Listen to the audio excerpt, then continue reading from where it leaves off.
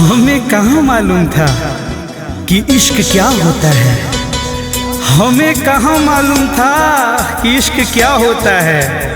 बस एक तुम मिले और जिंदगी मोहब्बत बन गई।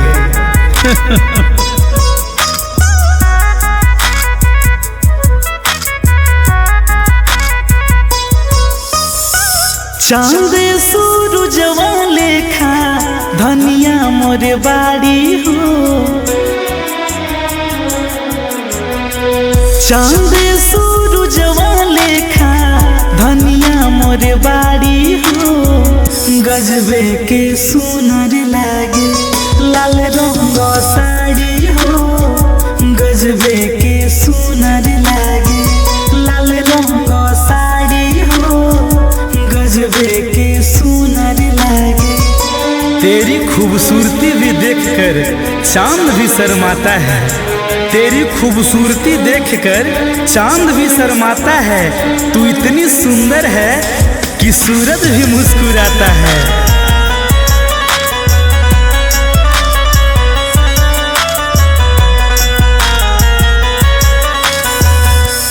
होठवा लागे तुहर सुगावा के ठोर हो। तुहर जोड़ नइखे बाड़ू तू बेजोड़ हो। केहू के नजर न लागे चल काला टीका लगा के। मन कर बैठी निहारी हो।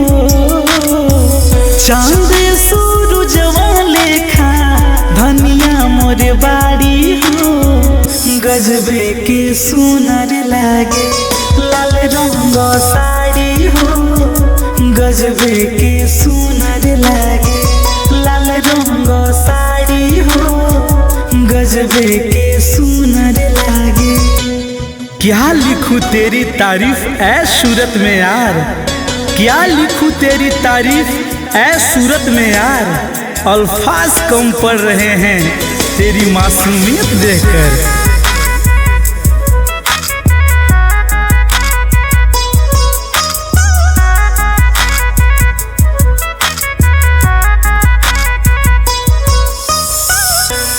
जब से भइल बाटे तुहसे नैना चार हो।